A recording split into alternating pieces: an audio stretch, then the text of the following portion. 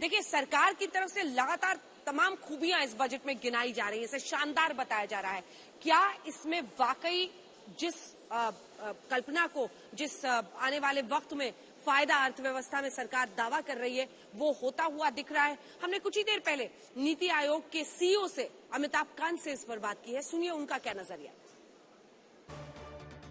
तो निर्मला सीतारमण, देश की वित्त मंत्री, ने आज बजट पेश किया है। क्या है इसमें मुख्य बातें, एक अलग लेंस से देखने की कोशिश करते हैं। इस वक्त हमारे साथ सीईओ नीति आयोग के अमिताभ कांत साहब जुड़े हैं। अमिताभ जी, बहुत स्वागत आपका आज तक पर। मेरा पहला सवाल आपसे यही, कई सारे एक्सपर्ट्स हैं जो कह रहे हैं ये लॉन्ग टर्म बजट लेकर सरकार आई है, कई ऐसे क्रिटिक्स हैं जो कह रहे हैं कि भैया ये तो नॉन बजट है, ये किया क्या है, किस क्लास को क्या फायदा क्या नुकसान दिया है। आम भाषा में अगर हमारे दर्शकों को आप समझाएं तो इस बजट में हाइलाइट्स, जो टॉप पॉइंट्स हैं, वो आपको क्या दिख रहे हैं? क्योंकि विपक्ष का यही आरोप लग रहा है, वो कह रहे हैं कि ना मिडिल क्लास को, ना गरीबों को, किसी भी तबके को, ना किसानों को बहुत ज्यादा कोई भी आउट ऑफ द बॉक्स सोच के बड़ा फायदा इस बजट के जरिए नहीं पहुंचाया गया है। अमिताभ कांत इस पर क्या सोचते हैं? अमिताभ जी। अंजना जी, पहली बात तो मैं ये कहूंगा कि जब कैपिटल एक्सपेंडिचर देश में होता है जो कि बहुत बढ़ाया गया है, और अगर हम पूरा सेंटर और स्टेट का जो एलोकेशन किया है इस गवर्नमेंट ने, तो उसको पूरा मिलाकर देखते हैं तो करीब जीडीपी का 4% कैपिटल एक्सपेंडिचर में जा रहा है। जब इतना पैसा इंफ्रास्ट्रक्चर में जाएगा तो वो ग्रोथ पूरे देश की होगी। तो जब देश की ग्रोथ होती है तो गरीब भी आगे बढ़ता है, मिडिल क्लास भी आगे बढ़ता है, देश पूरा आगे बढ़ता है। तो सबसे जरूरी काम जो समझना जरूरी है कि हमें देश को आगे ले जाना है। जब ग्रोथ, हम वर्चुअस साइकिल ऑफ ग्रोथ में आते हैं, तभी गरीब लोग गरीबी से हटेंगे, मिडिल क्लास भी आगे बढ़ेगा। पहले तो सबसे जरूरी चीज ये है समझने की।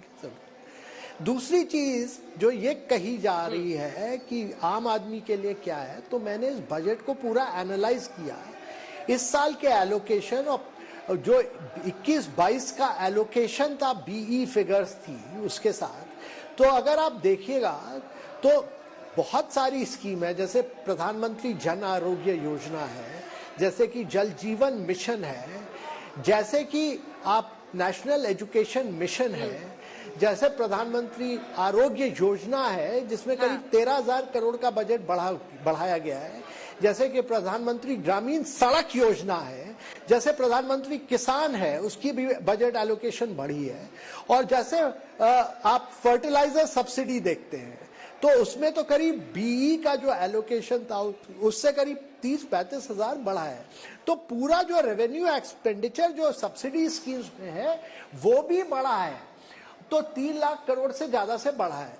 तो ये जो दिखाता है कि ये गवर्नमेंट ने कैपिटल एक्सपेंडिचर तो बढ़ाया सो बढ़ाया है, उसके साथ साथ गरीब लोगों की जो कल्याण योजनाएं थी, वेलफेयर स्कीम्स थी, उनका बजट भी बढ़ाया गया है। उसके अलावा मैं ये भी कहना चाहूंगा कि बी टू बी कंपैरिजन में तो बढ़ा ही है, पर अगर जब जैसे जैसे स्कीम्स का यूटिलाइजेशन होता जाएगा, आरई में इसको लिए और बढ़ाया जाएगा।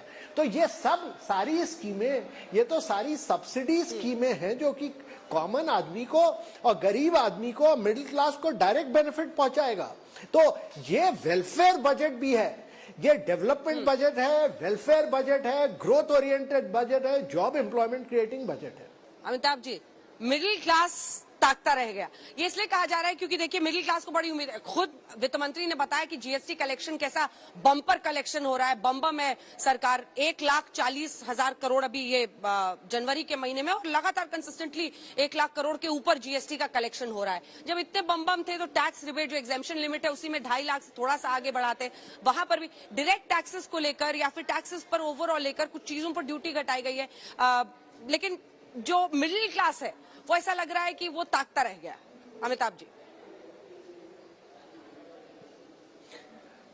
अंजना जी, देखिए पिछले साल कॉर्पोरेट टैक्स को रिड्यूस किया गया था, और मेरे विचार से प्रेडिक्टेबिलिटी और कंसिस्टेंसी टैक्स पॉलिसी में बहुत आवश्यक है। आप हर साल बजट में अगर आप टैक्स रेजिम को बदलते रहेंगे तो बहुत अनप्रेडिक्टेबिलिटी आ जाएगी, वो करना ठीक नहीं है।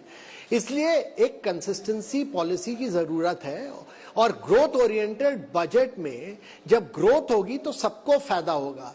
और मेरे विचार से इस बार के बजट में जो एमएसएमई के लिए एलोकेशन बढ़ाया गया है, जो ट्रैवल टूरिज्म और हॉस्पिटैलिटी के लिए जो बजट बढ़ाया गया है, जो फूड सब्सिडी को लेकर पिछले साल के साथ हम देखें तो फर्टिलाइजर सब्सिडी बढ़ी है, पीएम किसान का एलोकेशन बढ़ा है और पिछले साल के मुकाबले हम देखें तो ये नेशनल एजुकेशन मिशन में बहुत एलोकेशन बढ़ा है। तो ये किसको बेनिफिट करेगा? ये तो मिडिल क्लास को ही तो बेनिफिट करेगा। किसानों के लिए क्या कुछ है, क्योंकि वो भी एक गले की फांस, आप 3 कृषि कानून लाए थे, उसके बाद उसको वापस लेना पड़ा, लेकिन कृषि क्षेत्र में क्या उस पर हुआ है? महंगाई और कृषि क्षेत्र दोनों पर आपका जवाब अमिताभ जी। अंजना जी, पहले तो ये बताना जरूरी है कि फर्टिलाइजर सब्सिडी का एलोकेशन जो पिछले साल करीब 80,000 करोड़ था उसको बढ़ाकर करीब 1,05,000 करोड़ कर दिया गया है। तो करीब 25,000 करोड़ 20 स्टेज पर बढ़ाया गया है। दूसरा, पीएम किसान में बजटरी एलोकेशन 65,000 था जिसको बढ़ा के भी 78,000 कर दिया, तो वो भी बढ़ा है। तीसरी चीज मैं बताना चाहूंगा, ये भी बहुत समझना जरूरी है कि गवर्नमेंट का जो लक्ष्य है कि एग्रीकल्चर सेक्टर में नेचुरल फार्मिंग, क्योंकि हमारे यहाँ बहुत ज्यादा केमिकल्स और पेस्टिसाइड यूज होते हैं जिससे कि लॉन्ग टर्म में प्रोडक्टिविटी पर इम्पैक्ट हो रहा है और इसीलिए नेचुरल फार्मिंग पर बहुत फोकस रहा है और इसीलिए ये कहा गया है कि गंगा की बेल्ट पे काफी नेचुरल फार्मिंग को इनकरेज किया जाएगा। तो मेरे विचार से बहुत सोच समझ के प्रोडक्शन, प्रोडक्टिविटी, फार्मर्स को कैसे बेटर लाइवलीहुड दिया जाए, कैसे उनकी प्रोडक्टिविटी बढ़े, ये सब सोच समझ के किया गया है और पूरा कृषि मंत्रालय इसीलिए काम करेगा नेचुरल फार्मिंग।